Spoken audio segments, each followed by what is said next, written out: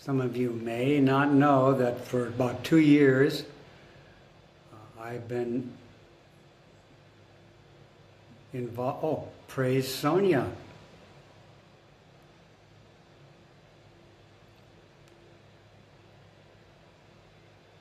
I've been giving a lot of attention to the flower adornment scripture and how it relates to our daily life and how it influenced the formation of the tradition called Zen in China, Japan, and America.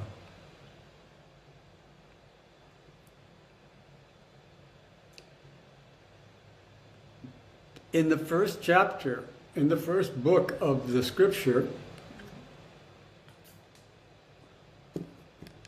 440 verses are devoted to praising the virtues of the Buddhas, praising and describing the body of Buddha.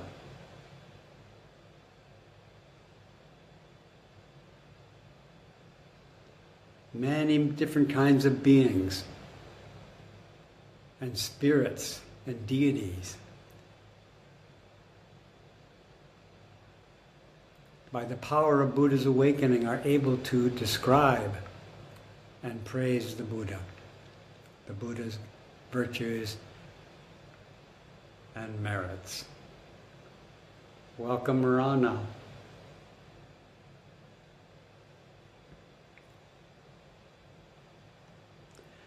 Now this praise from the first verse, I'll say the first verse, it is, the Buddha body pervades all the great assemblies, including this one, of course, filling the realm of Dharma without end, unmoving, silent, without any nature, and ungraspable. It appears for the sake of liberating beings. That's the first verse, praising and describing the Buddha. And from the first verse, these words of praise, I believe, are expressed by a Vajra holding being. These words of praise do not reach what they're praising. Although they don't reach what's praising, they do praise. The Buddha body is ungraspable, inconceivable,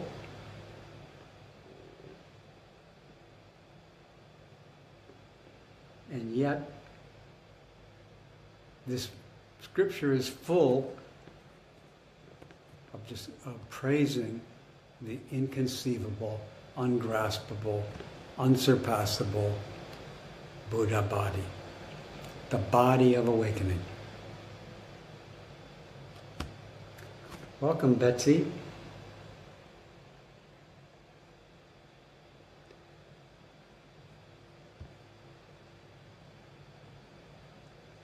So, in the tradition of this book, there is a great deal of verbal, mental, and physical acts of praise towards the inconceivable Buddha, the inconceivable awakening. The practice of the Bodhisattva is a practice of praising, paying homage, making offerings to something that's ungraspable. And the purpose of all these offerings and praises is to benefit living beings.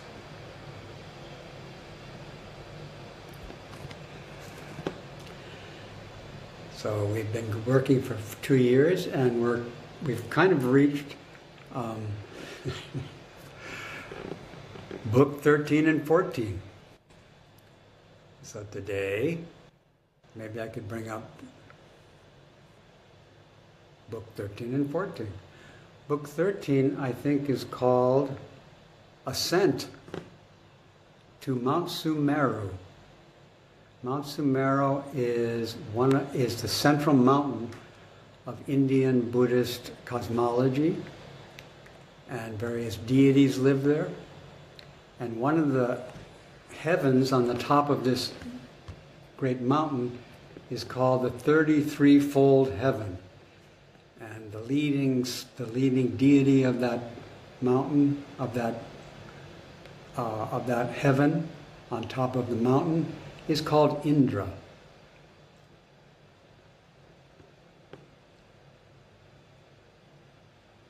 And Indra has a palace up there. So in case 13, Indra invites the 10 of the past Buddhas, starting with the one that's closest to Shakyamuni. So at Zen Center we chant Bibashi Butsu Daio Sho, Shiki Butsu Daio Sho, Bishapu Butsu Daio Sho, and so on.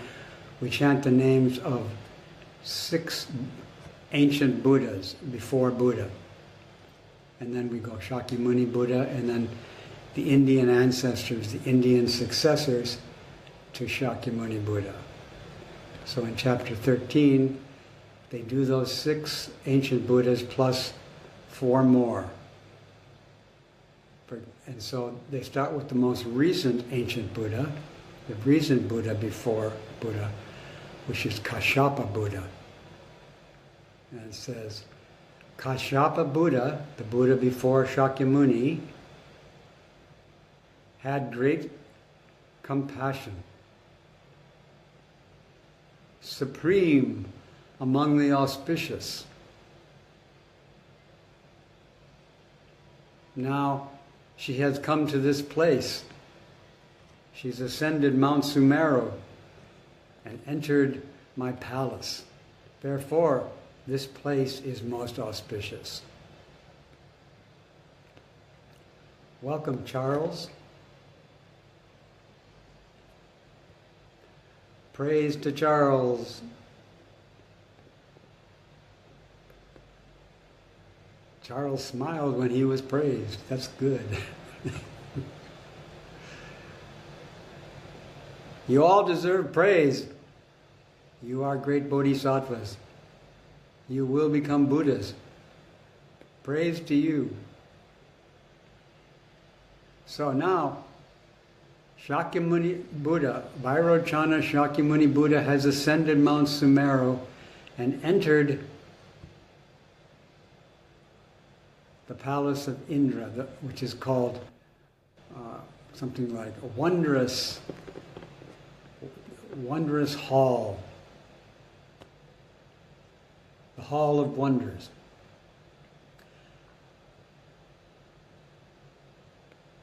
And now that Buddha's arrived, Buddha emits a great light, which shows that Buddhas in 10 directions are also entering these palaces on Mount Sumerus. Many Mount Sumerus, many Buddhas entering these palaces upon invitation. And the light of the Buddha shows how illuminates their visiting of the Mount Sumeru. Chapter 14 is called Eulogies or Praises on Mount Sumerus. So it's about the praises of the Buddha body, continuing the praises of the Buddha body that have been going on throughout the sutra. But this chapter in particular is called Eulogies on Mount Sumeru, or Praise on Mount Sumeru. Praising what? Praising awakening. Awakening, as you may imagine, is just awakening. And yet, the bodhisattvas, and in particular the leading bodhisattva of this sutra, even though awakening is just awakening, and you can't improve it, the Bodhisattva vows to praise it. To praise it, to praise it, to praise it. The reason for praising it is to realize it.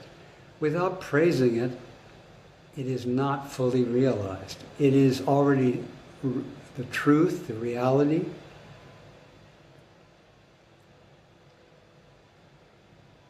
But the Bodhisattva's vow to praise reality, praise awakening to reality, praise understanding which is the same as reality, which is in accord with reality. Praise it. So the chapter starts with a little bit of praise, like 10 verses praising Buddha.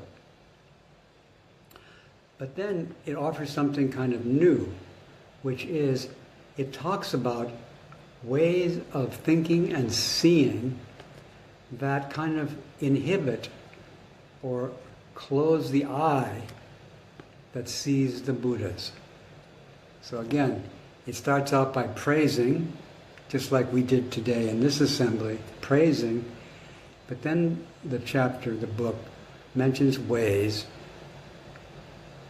that we can not see the Buddha. Then after telling us ways of not seeing Buddha, it tells us ways to see Buddha.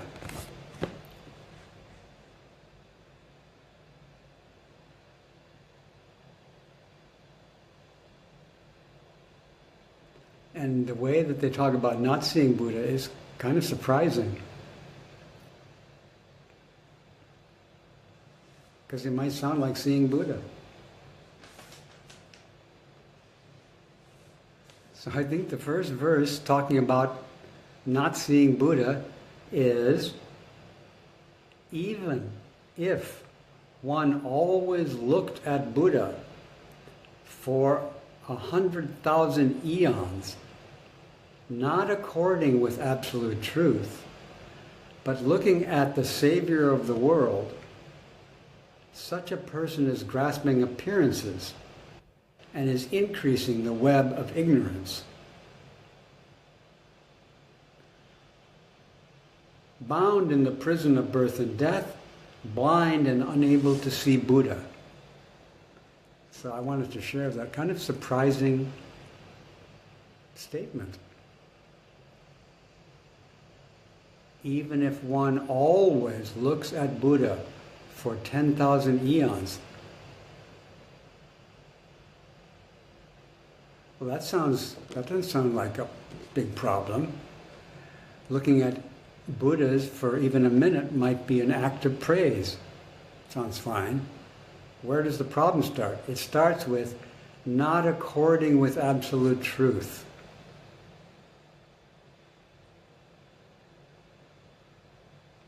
Looking at Buddha, even for a moment, not to mention for 10,000 eons, but not according with absolute truth. Looking at the Savior of the world. So if you look at the picture of the Buddha and you think and you grasp that this is the Savior of the world, such a person is grasping the appearances. So we can look at Buddha, but if we do look at the Buddha, but we look at the Buddha in accord with absolute truth, then we look at Buddha realizing that the appearance we're looking at is not the Buddha. The Buddha is not an appearance.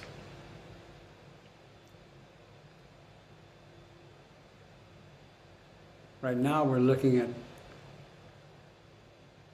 appearances on this screen.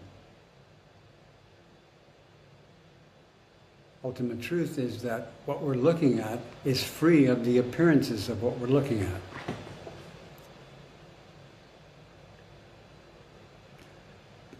The ultimate truth is I'm looking at Rosie I'm looking at various rosies, but Absolute Truth is saying the appearance of rosy that you're looking at is an appearance of rosy. But rosy is actually free of the appearance that you're looking at. And the rosy that's free of the appearance, I should say, rosy being free of the appearance of rosy is the ultimate truth.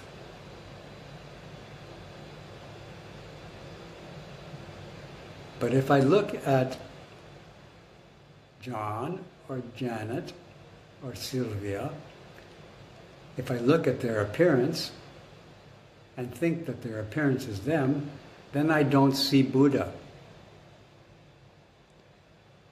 If I look at them and know that they are actually ultimately free of the appearance that I see of them, then I'm seeing Buddha.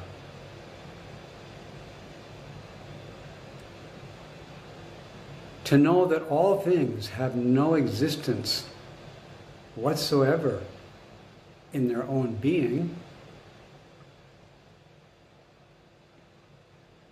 and contemplating this and understanding this, one sees Vairochana Buddha.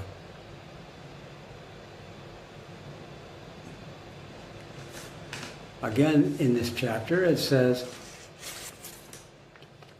ordinary people see all phenomena, all things, and when they do see all things, they are merely turned by appearances, and never fathom that in all phenomena are devoid of appearance.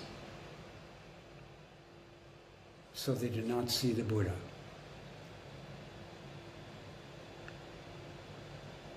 So I look at you, I see an appearance, but you're actually completely free of the appearance of you that I'm seeing. But without training, people think and believe and grasp that the appearance of beings, the appearance of all phenomena are the phenomena. And grasping the way things appear as being the things, we suffer. It is affliction. So once again, praising the Buddha is the name of the chapter, and we're praising the Buddha and the instruction is how to see Buddha. Because seeing Buddha is part of liberating beings. So part of liberating beings means to contemplate that all phenomena, all forms of existence whatsoever have no inherent nature. And to contemplate that and remember that, and that's how we see Buddha and save the world. This is for beings who are wanting to save all beings, this teaching.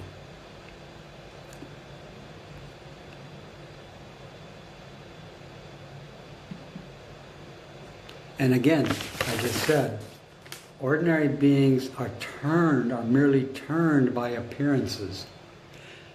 And even highly cultivated people are turned by appearances, turned by words. So part of our experience is that we are turned by words. So we offer praise of all beings to see and to help them not grasp the appearance of things. To let go of grasping the appearance of things. Not to try to stop seeing appearances, but remember that what you're looking at is completely free of the appearance that you're aware of. And remembering that process of appearances is going to continue.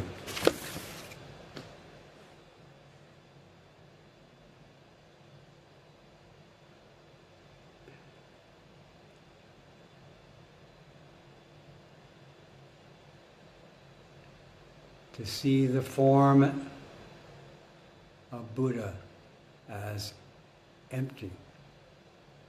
One sees Buddha. Buddha is, it says in this chapter, it praises the Buddha by saying Buddha is vast emptiness.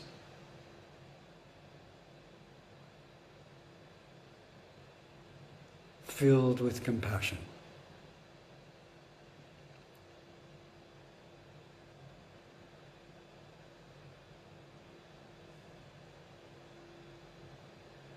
I feel like what I've just said might be a lot, so I'll pause now to see if the assembly has some offering. In response, yes, I see Stephen and Diane.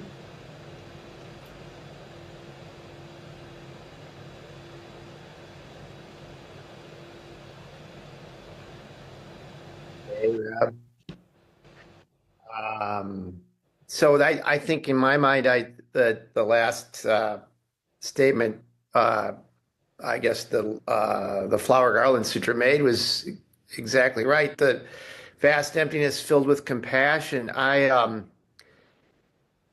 appearance would be that there's that there is some separation between that which appears in the being to whom that which appears. But I guess the compassion, the reality of compassion, the vast emptiness of compassion, filled with compassion, is we can't find an appearance that we aren't viscerally connected to and suffer with radically with the meaning of compassion. So sorry for this lecture, but it seems to me a lot like the one bright mirror or the ancient mirror. We look at into this mirror and we're taught by the mirror, because if it's a Han, if it's a local, it's us, and if it's a foreigner, it's us, and it's so far us that we suffer with it.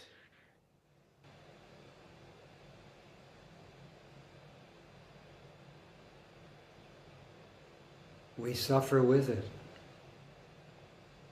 We suffer with it.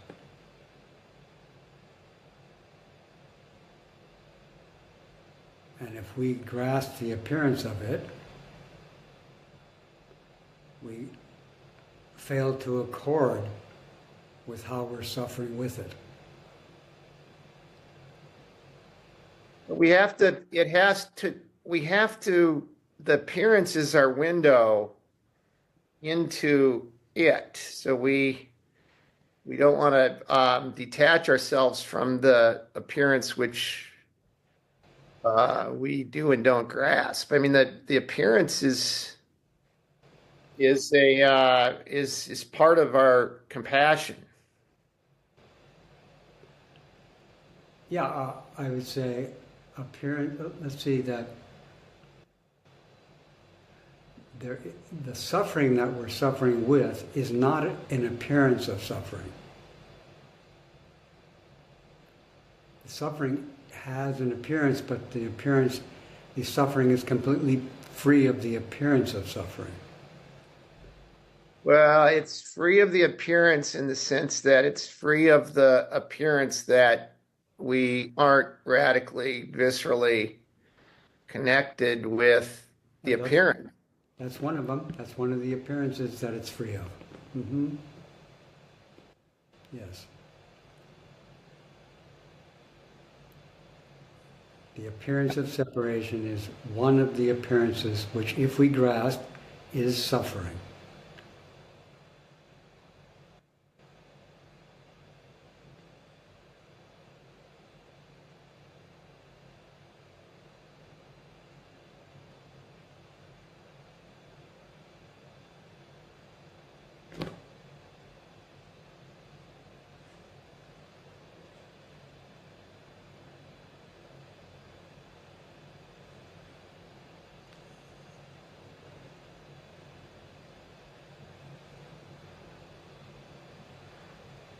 I'm not sure I'm going to be able to say this right, but when during meditation or chanting, if an entity comes up in my consciousness or in my experience, and I continue the practice, focusing on this entity, and it kind of drops into my heart, and it can change from like a fixed idea of the person to, or the entity, to infinite possibilities for that person or that entity. That would be somebody that I love or that I care about, that I'm holding them in my heart.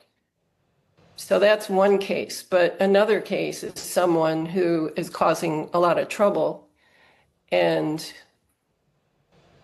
or the appearance of trouble, or is the entity causing trouble, or, it's like how I'm thinking about it, how to practice with that situation, how to have faith that that entity also can be, can evolve into infinite possibility. Does that make sense? Mm-hmm. Yeah. So this chapter is about that. The situation you described sounded like you're telling us about appearances. And some appearances are, for example, of beings who are causing trouble. It's an appearance. If you remember that all things whatsoever have no existence in their own being, and contemplate that, you will see Buddha, which is infinite possibilities. And the infinite possibilities of Buddha are also the infinite possibilities of the thing which you're seeing an appearance of. Whatever this thing is that you're seeing an appearance of also could be many things. Seeing how there could be many things is seeing Buddha. Right now they're just a troublemaker. So because we're all interconnected, I don't know if that's the right word, and we continue practicing and suffering with the reality as it exists. But if we continue practicing, we are helping to realize that infinite possibility. What do you mean by practicing? Well, in meditation or chanting, trying to Well, again, if you let go. If trying to let go, if you think trying to let go has any existence on its own, then you won't see. If you meditate and think that meditation is as it appears to you, then you won't see Buddha. But if you meditate knowing that your meditation, whatever it is, has no existence on its own, and you continue to meditate, contemplating that teaching, you will see Buddha. You will see that the Buddha is your meditation.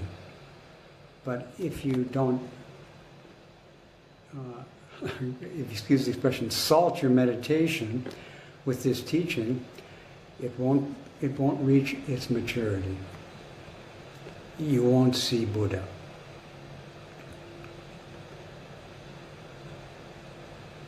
Okay, I will salt. Thank you. Thank you.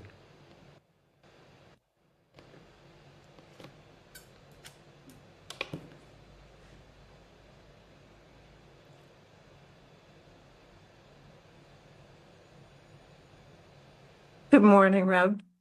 Good morning. Thank you for being with us this morning.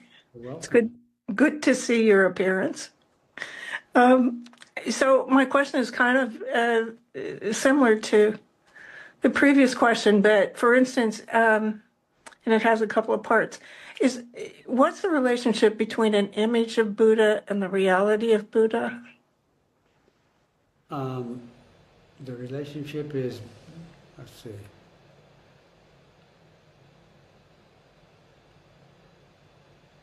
The relationship between an image and the reality is that in reality, the image is absent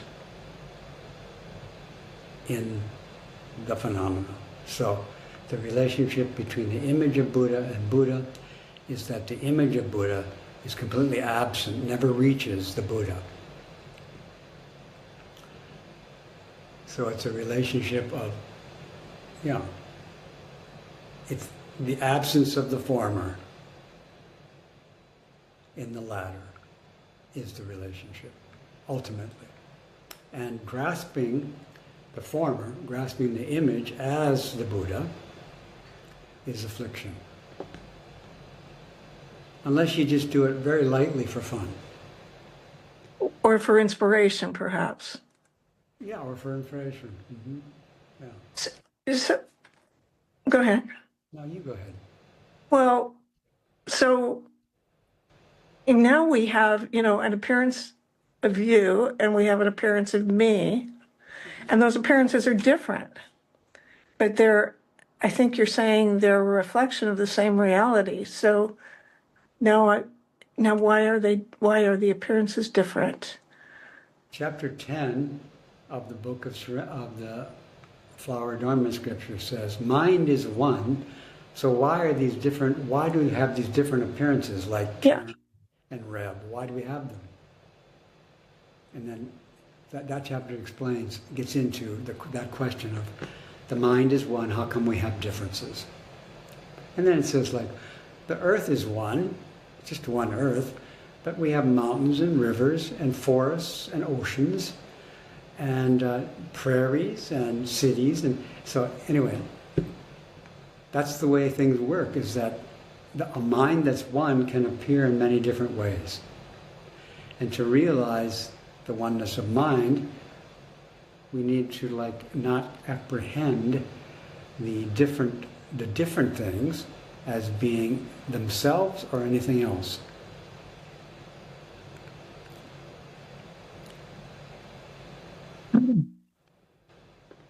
This chapter is about becoming free of difference by remembering that all different things are ungraspable and inconceivable. So I praise all the appearances of this assembly, but I also praise the assembly, which is beyond the appearances of this assembly. So I praise you and you and you and you, yes, as an appearance, but I also praise you as a reality. You are a reality of the one mind of Buddha. But I have to be careful not to grasp the image of you as being you. And if I do grasp it, I can notice that that's suffering. I can feel that that's affliction. You can feel that. I can feel the affliction of believing that what I think of people is them. Uh-huh. But are you saying, I mean, it's one reality, but then are the appearances different aspects of that one reality, or is that still too much substantial? What you just said was another appearance. Okay, but the question's still there. Well, the question's still there. But I'm just telling you that the question was an appearance, Yeah. and that appearance doesn't reach what you're interested in. That appearance of that question doesn't reach the Buddha.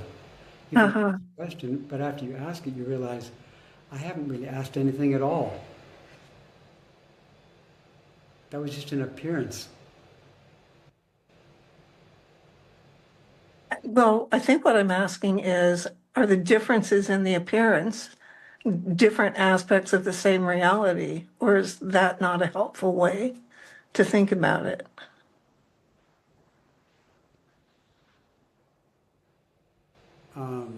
The different, are they different aspects of the same reality? Yeah. They're not really different aspects, it's just that different aspects and one aspect, it's not that the different aspects are aspects of reality, it's that the different aspects or aspects of reality are in accord with one aspect of reality.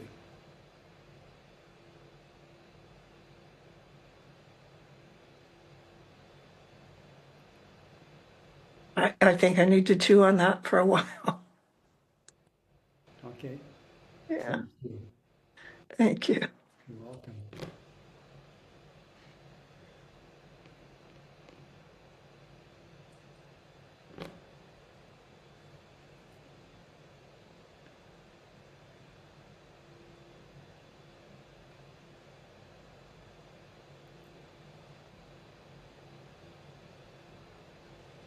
Hello, Reb. Hello, Enrique. Phrase that comes to mind hearing your talk today was something we would chant. So grasping at things is surely delusion. Mm-hmm. That's kind of what we're talking about today. Mm-hmm.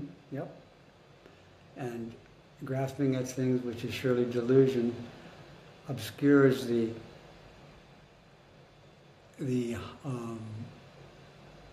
harmony of things and oneness, or different things and sameness. And we can notice grasping, and again, grasping has an appearance. So even when I notice grasping, I'm also aware that's just an appearance of my grasping. But there it is, appearance of grasping, and it hurts. Grasping is painful. I was wondering, I was trying to wrap my head around this notion of seeing. There's, in my mind, you know, what you're seeing with your eyes is always appearance. Yeah. And not only is it an appearance, but generally speaking, we don't see things that haven't been formed yet. It's an appearance which has actually congealed into something coherent. Yeah, that's how our eyes work. Mm-hmm. I was just when we're seeing Buddha without grasping the appearance of Buddha, is that something we do with our eyes, or is it something we do with our minds, or something else? Something you do with non-grasping. Non-grasping does it. And also, non-grasping is not something you can grasp. Non-grasping is not something you do by yourself. But we actually, in reality, we are non-grasping. Ultimately, we're not grasping anything. But temporarily or provisionally, we are grasping. But we're not, even our own grasping, we're not doing by ourselves, but we think we do it by ourselves, and that's ignorance.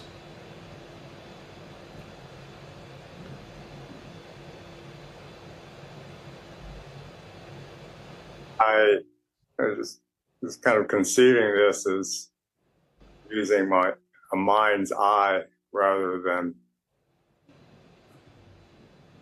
the eye, the organ, or is it thing that's... You could say the mind's eye, or you could say the wisdom eye. The wisdom eye opens when you contemplate that what the eye sees, like for example, the image of a Buddha, that you remember that the body of Buddha is ungraspable, and I'm looking at a graspable thing. The actual reality body of Enrique is ungraspable, and I'm looking at a graspable image of Enrique.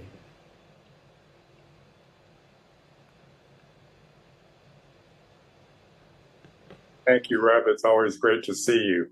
Great to see you. And great to see an appearance of you, too.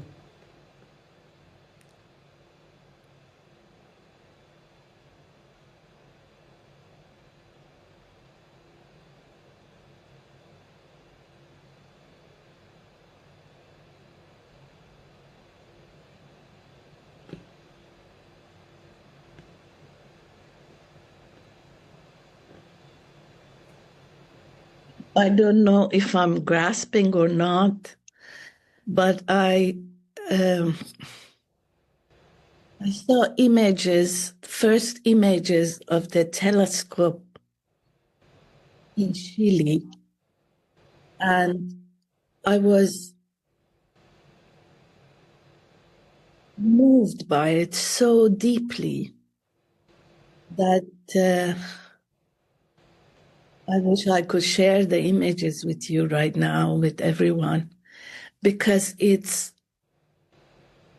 talking about there is no way to grasp, there is no way to, it's just, it's beyond any word, actually.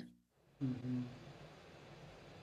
So I think you are talking about, or the chapter 13 or 14 is talking about space. And the reality of, we think we are a solid thing, and we're not, I say under a microscope, which is, there's plenty of space between even atoms. Mm-hmm.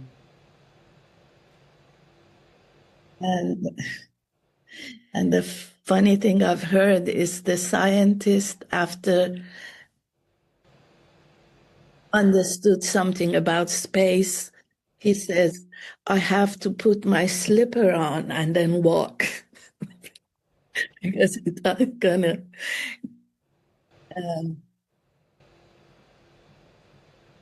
So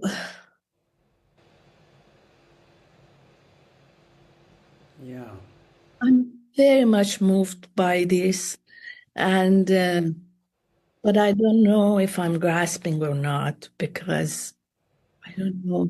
There is no way to grasp it, but I'm trying. Yeah, well, trying is what do you call it? Good enough for suffering.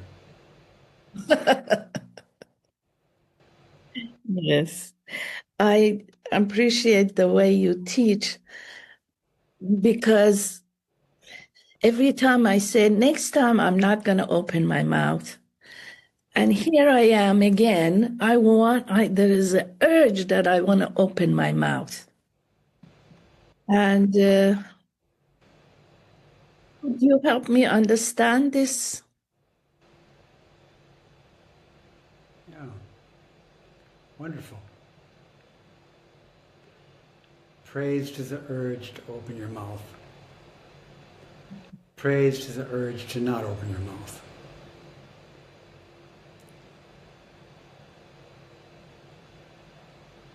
And praise to the teaching which says the impulse to open your mouth has no existence on its own. But if you think it might help? That's another thing to praise.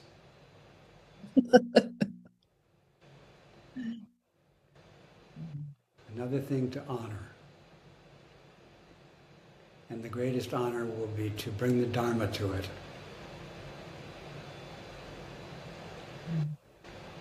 The bodhisattva vow of helping all sentient beings, I think the more I try, the less I conceive. Just with trying doesn't work, right? Trying doesn't work, but remembering the teaching that the trying has no existence on its own, that works.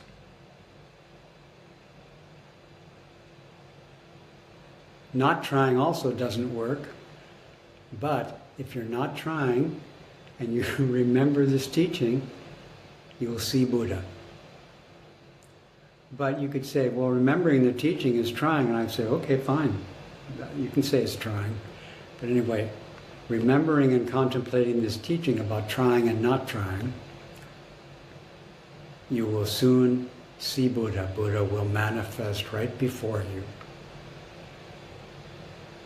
When you treat trying and not trying equally with this contemplation of chapter 14.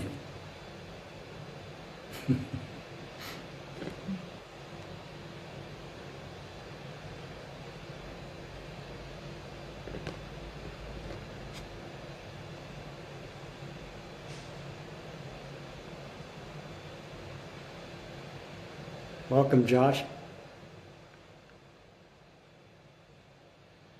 Hi, Reb. Lovely to see you. I've got a question. I don't quite know how to put it, but it's about the difference between what you're talking about contemplating or perceiving or understanding that appearances are ungraspable, or that what things really are is beyond how they appear, and sort of something I find myself doing sometimes, of kind of going around with an idea about this teaching. So appearances are there, and maybe they're bothering me, and the idea comes up, yeah, well, they're not really real in the way they appear.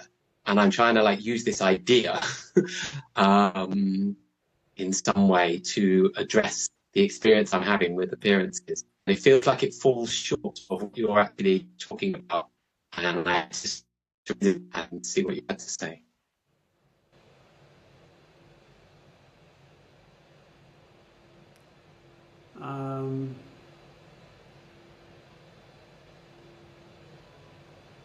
Would you say that again? Try to say it more briefly. You said, what is it that's falling short?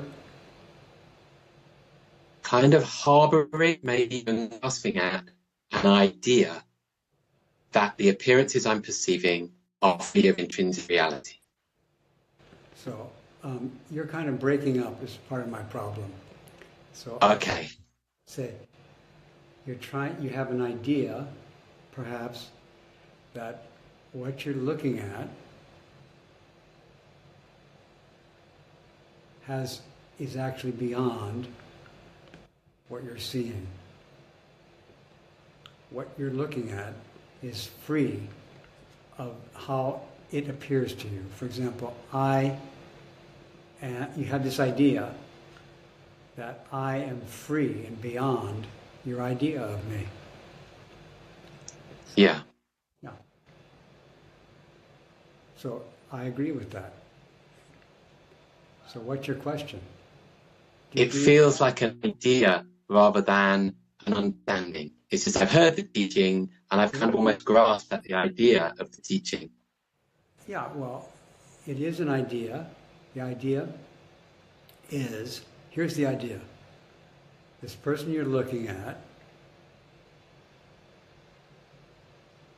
actually has no appearances. He is devoid of appearances. I do not have appearances. I don't come with appearances. However, you see appearances of me, a variety of appearances of me. But I actually have no appearances.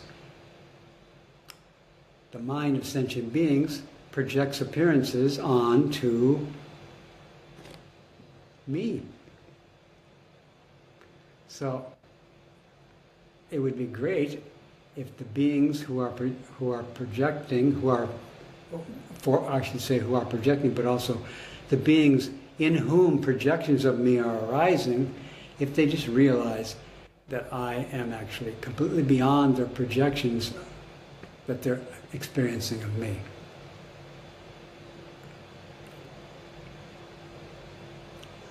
Without in any way disrespecting the appearances. Matter of fact, praise the experiences. Be respectful of them. And give them a great gift, which is, hello, appearances who have nothing to do whatsoever with him any more than they have to do with anything else. So if you see a man, that appearance of me completely has nothing to do with me any more than it has to do with all the women in this group. I'm not separate from it, but they don't reach me. Even being separate from them is too much. So maybe we say beyond or free of them. I am free of all the images that are appearing in your mind of me. And you are free of the images of you that are appearing in my mind and in the minds of all these people in this assembly.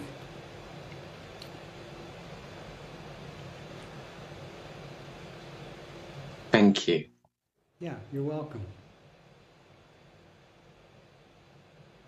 I think that answers my question, but in a way that's hard to define. I think I'm answering my own question now. I think the issue is not whether I've got an idea based on the teachings that I'm using to address how appearances are. It's just whether I'm grasping at that idea. It's the same as grasping at anything, isn't it? I can grasp at that idea, and if I grasp at it, I'm kind of rectifying it, trying to make that into something that's real, when it's beyond the appearance of itself. Yeah. Yeah. Right. Thank you. You're welcome.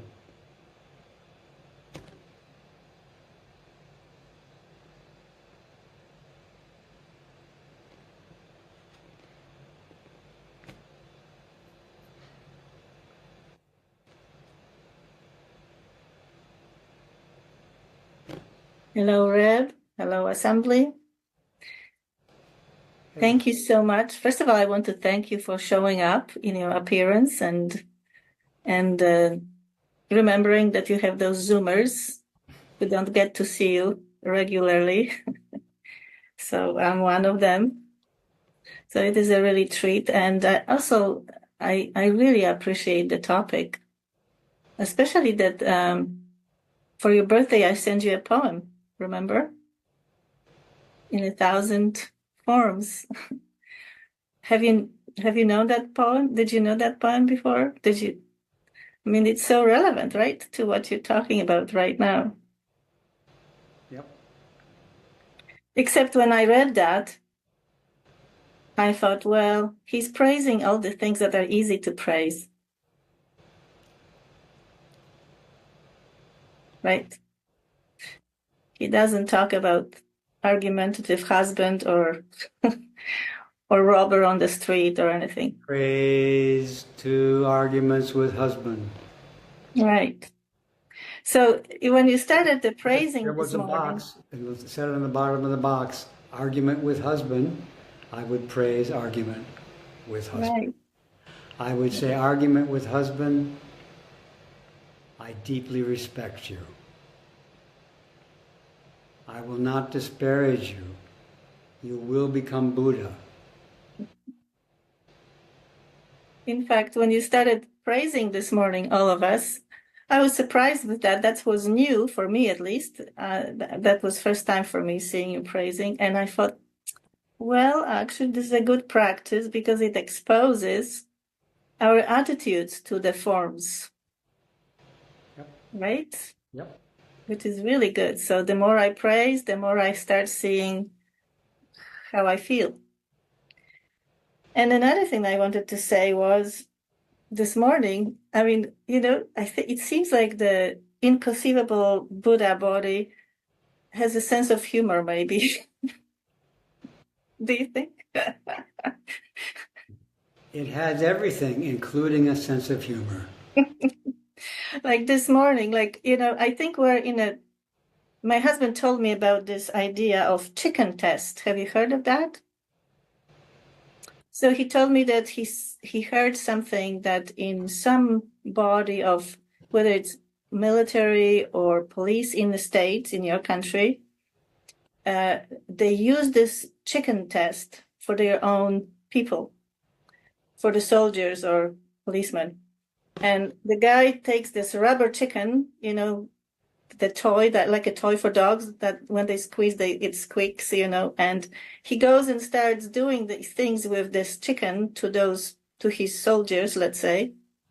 And if the soldier reacts to this chicken and starts laughing, he gets to do 50 push-ups. And my husband, of course, jumped into his own conclusion.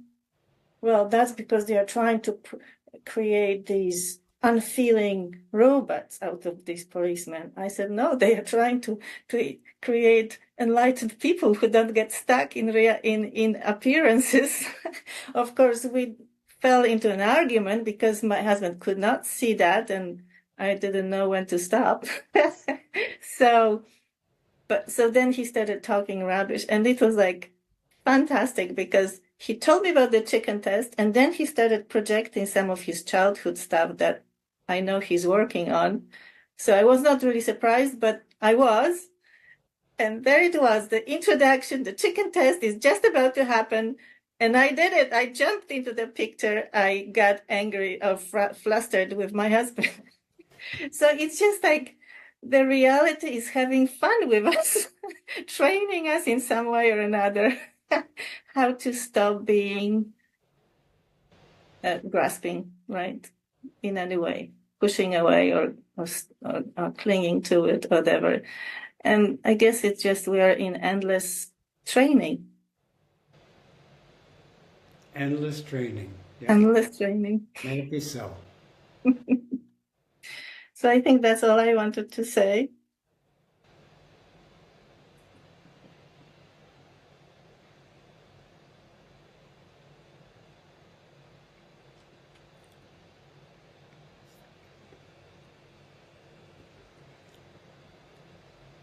Morning, Reb. Good morning, Linda. I'm about to ask you a profound question, but I keep hoping somebody will mention that I see the appearance of a new room that you're in and a new house and everything. I hope somebody else would say this in case it was like inappropriate, but nobody did. So I just want to mention that and say, well, how are you? You're in new circumstances. How are you? Well, I don't know how I am, but I'm observing how I am. Okay. It's different. I'm different. Yeah. Well, that was a big thing I noticed. I just mentioned it. I have another question. I think the last line that you spoke in your talk was Buddha is vast emptiness. And so I want to ask, is Buddha vast form? Say again, is Buddha? Vast form? Is Buddha vast form? Yeah. Mm-hmm. Is form other than appearance? Nope. And also, form and appearance are not other than emptiness. But what I quoted was the lack of inherent existence of phenomena is Buddha. When you say, is Buddha form? I would say, yeah. And since Buddha is a lack of inherent existence of all phenomena, it can be an appearance. Buddha can appear for our welfare. So it can be, Buddha can be a form in order to liberate us. But then there's another teaching, which is that the lack of inherent existence is Buddha. So the lack of inherent existence can appear to be something that exists inherently to teach us. Mm-hmm. So again, the first verse is Buddha is ungraspable. Buddha, it lacks any inherent existence and can appear. But the appearance lacks inherent existence.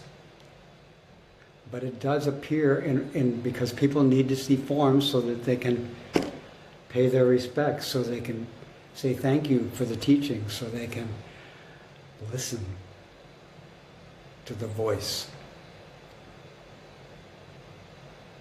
I always, that the forms, that I keep seeing forms or appearances, I don't have to think that they have inherent existence.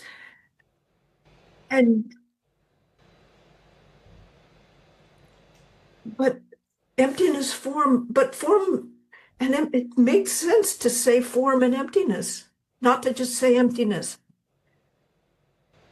Well, it makes sense to say form and emptiness, not to say emptiness.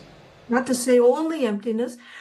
Well, it wasn't the only emptiness, it was just that sentence ended. Yeah. With Buddha. So the form. At the end of the talk, that's just the end of the sentence. And then you asked a question after that sentence ends. And you said, is Buddha also form? And I said, yes. But sentences do sometimes seem to need to end. Like, for example, with Buddha. Okay, I'm okay. Thank you. Thank you. You're welcome. Thank you for your offering.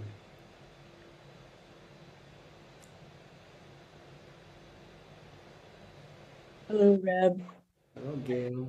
And Great Assembly. It's wonderful to be with you. I have a question about suffering. I've been suffering a lot lately. I feel like I've been grasping at a lot of things and suffering. And sometimes I petulantly say, well, if I have to suffer like this, I hope it benefits all beings. But I wonder, I'm just kind of looking for a simple practice. And I wonder if the awareness of one's suffering and then bringing compassion to it, and then the wish that that benefit all beings, is that a good enough simple practice? I would say take away enough and just say, is that a simple practice? And then you could take away simple and just say, is that a practice? And I would say, yes. And then you could say, is it a good practice? And I would say, I don't know, but it does sound like a practice. Mm-hmm. And to say that it's good or okay, it just seems like a bit of unnecessary to say that what you're doing is good. It's more like, I would like to try this. Mm. Yeah. I wish to do this practice of bringing compassion to my suffering. Now, then they could say, does that help other people? And I'm saying the way you help other people is the way you take care of yourself. Mm. If you take care of yourself, that is how you're taking care of me. If you don't take good care of yourself, you're not taking good care of me. If you take good care of yourself, if you're compassionate to yourself, if you're friendly to your own suffering, you're friendly to me and to my suffering. But it is a practice. It is a basic, very basic, very essential practice of the bodhisattvas to be compassionate with their own suffering. And they do that in relationship to all beings. Mm-hmm. Mm-hmm. Yeah, it seems to me that it takes both awareness and it takes faith. Yep. It's based on faith that being compassionate to my suffering would be the life I want to live. And that the life I want to live is a life that helps everyone. And actually, I don't usually say this, but I also want to live a life where if I'm not kind to myself, that's the way I'm not being kind to everybody. Mm-hmm. In other words, I want to live a life of reality, which is, if I'm not kind to myself, I'm not kind to you. It's an unhappy aspect of reality, it seems, that not taking care of me also doesn't take care of you. But actually, I'm sorry, I think that's true. Mm-hmm. Which is more motivation for me to take care of myself. Mm-hmm. So taking care of myself is the bodhisattva way. Taking care of myself for the sake of all beings is the bodhisattva way. But also being aware that not taking care of myself hurts other people is part of the bodhisattva way. Okay. Yeah, you so often, when one of us describes a difficult emotion to you, you say, can you be kind to that too? And to me, that feels like the absolute essence of the practice. And I feel like when I do that, I don't know how to say it differently, but I feel like Buddha is there. I feel like it just turns everything. The trick for me is remembering. You would think that I would get into a positive feedback loop because, but it's still hard to remember to do it. You are in a positive feedback loop. You are. But there's some other feedback loops too. Mm. This kind of practice does create a positive feedback loop. Mm. Being compassionate to these things does feedback positively. But there's other feedback loops, sorry. Yeah. So I think it's endless training. Mm-hmm. Well, I will say that my own suffering has definitely given me the desire to help others. Yeah, that's one of the things that inspires us to help others. Thank you. Thank you.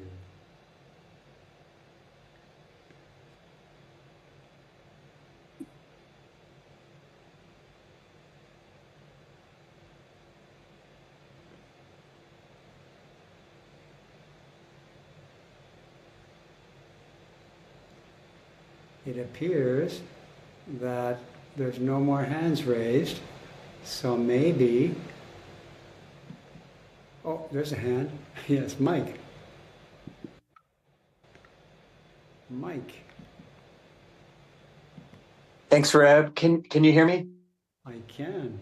Great. Thank you. Nice to see you. Thanks for teaching us.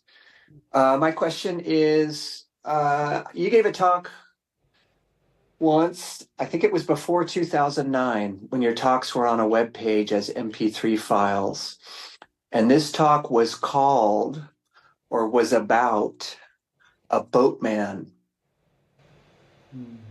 And what I think I remember was this boatman, ferryman, didn't steer.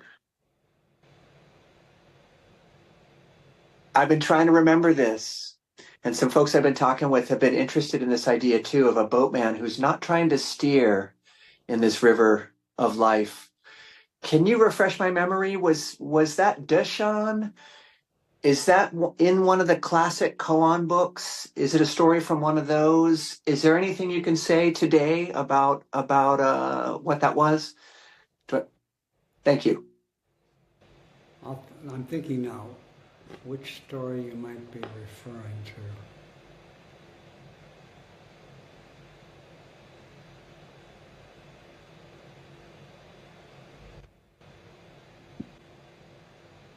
A boatman who wasn't steering, wasn't trying to control.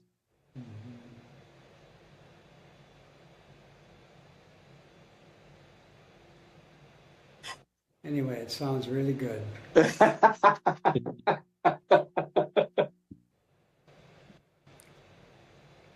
Fair enough.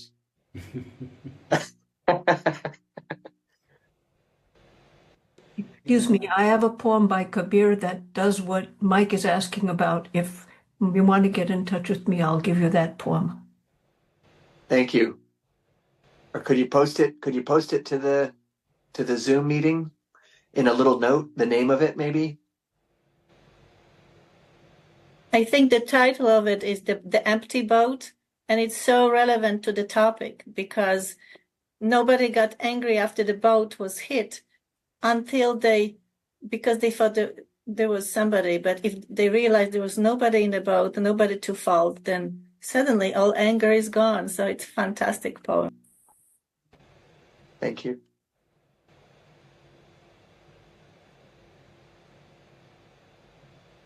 Did I read this little poem? Yes, please. Because it was right at hand. My little boat is sailing smoothly. No storms or thunderclouds engulf it. This seeker is very lucky. I have no dread of capsizing, no fear of the depths.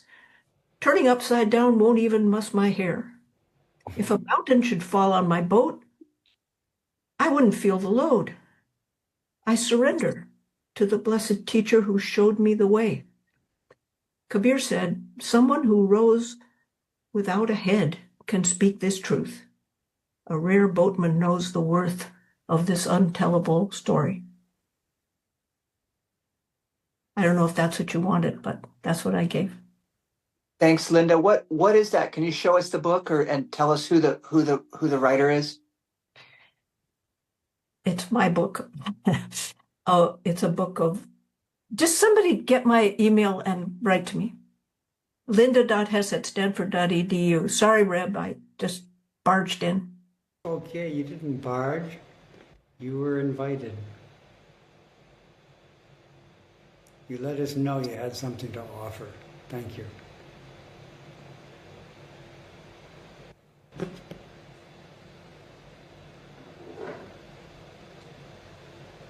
I see you, Charlie. Charlie, yes. Hi. Hi. When I think of a story that you've told and I really want to remember what that was or hear where it was, I go to the audio archive. And so I did that real quick and I typed in Boatman. And 17 recordings of you talking about the Boatman came up. So first of all, that's a practice I recommend. On Reb's website, you go to Audio Archive and you can search for those. And the one that came up at the top of the list is a similar story and the title of the talk is The Boatman Does Not Use a Wooden Goose. And that reminded me, this is from 2011, which I think was at a session at Green Gulch, if I recall. Nope, this is actually from Noah Bode. But there's some stories of the wooden goose floating and the way that it navigates the rapids. I recommend checking those out too. Those are some beautiful stories that Tenshin Roshi has told. So thank you. And that's Thank you. Yeah, I appreciate that reminder about the archive. Thank you. And that particular expression is from a verse that appears in case 41 of the Book of Serenity. And the name of the case is Lupu is about to die. And then as Lupu is about to die, he says this poem, which is, something like, it's not useful. When you're in precipitous straits of the rapids, it's not useful to put out a wooden duck.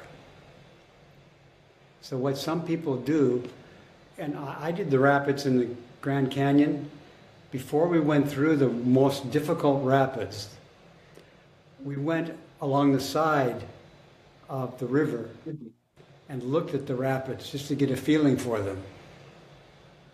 And then we went through, and we all survived. But this particular verse is saying it's fruitless, or it's worthless to put out a wooden duck when the waters are really rough. But people do that. They put out a wooden duck to watch how it goes through the water, to sort of get a feeling for how the water goes.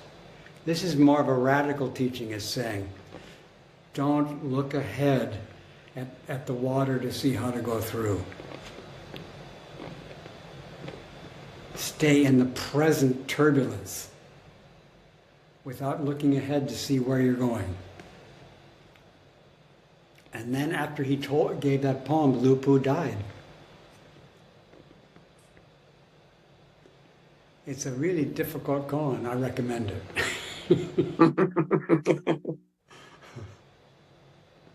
As a matter of fact, it says over and over in that koan, it's so hard.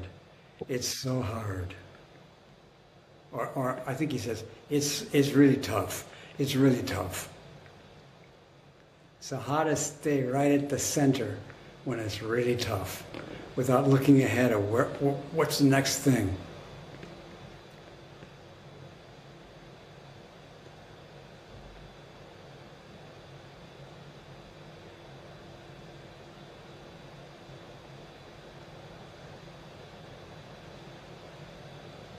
So it's 11:28. Maybe we could take one more question. I don't know who should be first. Maybe somebody, I don't know, Tim or Dawu.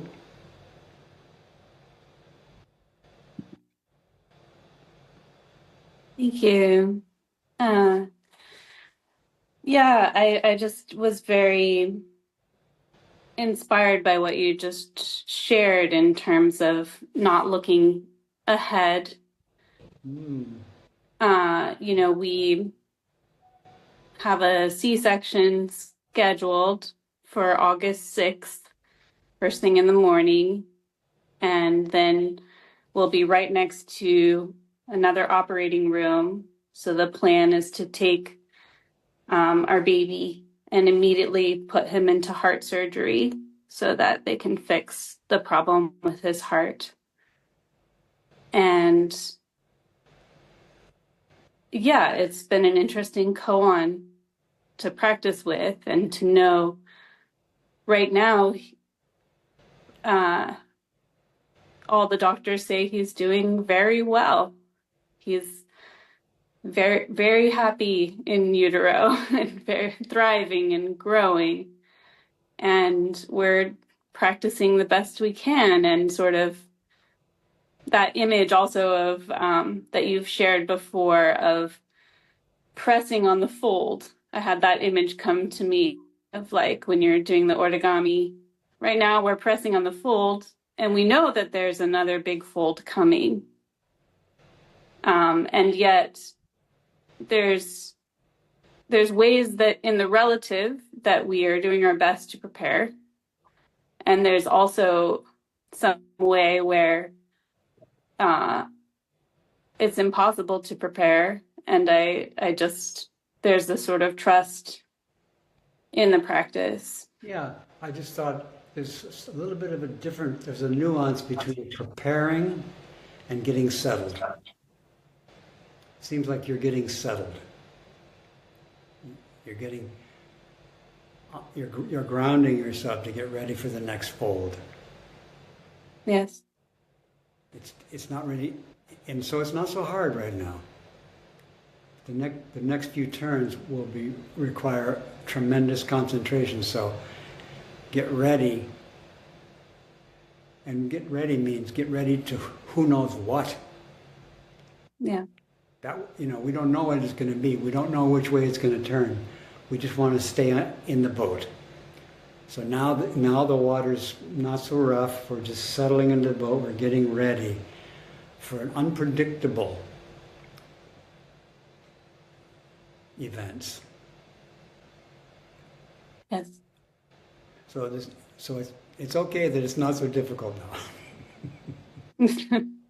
And I mean, there's plenty of appearances of thoughts that will come, and the voices will say all sorts of opinions and fears, and I think it's helpful for me to remember that those are appearances of just some projection into an unknowable future.